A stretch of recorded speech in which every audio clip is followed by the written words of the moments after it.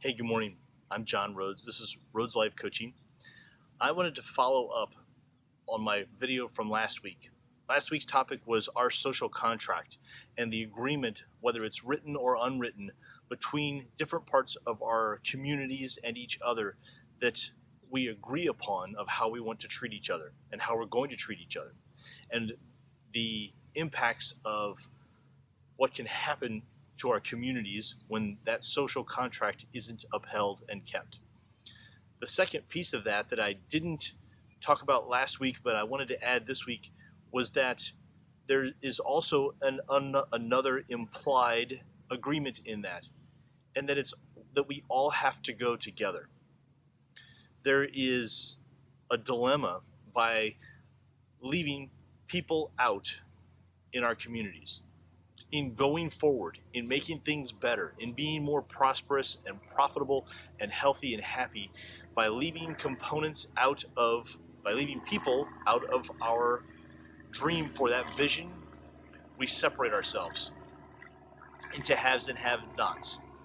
And the more have-nots that there are, the more difficult it becomes to keep moving forward with that social contract.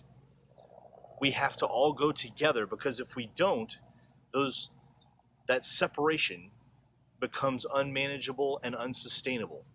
And I think that's part of what we're seeing here in the last few weeks, is that in addition to a pandemic, in addition to an economic crisis, the separation between those that have and those that don't in trying to keep up and move forward together, if we don't go together, we'll lose everything. And I don't know if we think of it in those terms very often.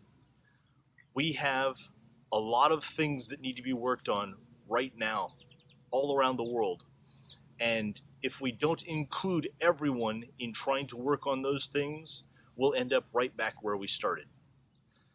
So as always, my ask is for you to think of this week, where are there pieces of separation in your family and community where someone isn't able to keep up with what you're trying to do? Where is it that there is a group of people who are at some disadvantage, regardless of their race or gender or ethnicity or socioeconomic status? Where are the folks that are having trouble keeping up? Because if we don't focus our attention on helping those folks keep up, we ourselves won't be able to move forward. Ironically, all of our major world religions teach and try and practice that exact thing: to help the helpless, to feed the hungry, to heal the sick. By keeping together, we're able to move forward together. And the consequence of not keeping together is that those way out in front at some point will have to come back in order to reset the system. Where is that happening in your daily life? Where is that happening in your family?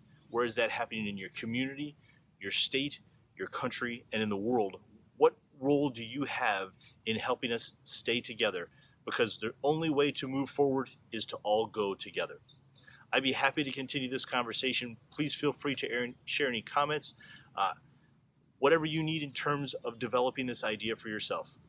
I'm John Rhoads. This is Rhoads Life Coaching. I hope you're able to find purpose and meaning in daily life.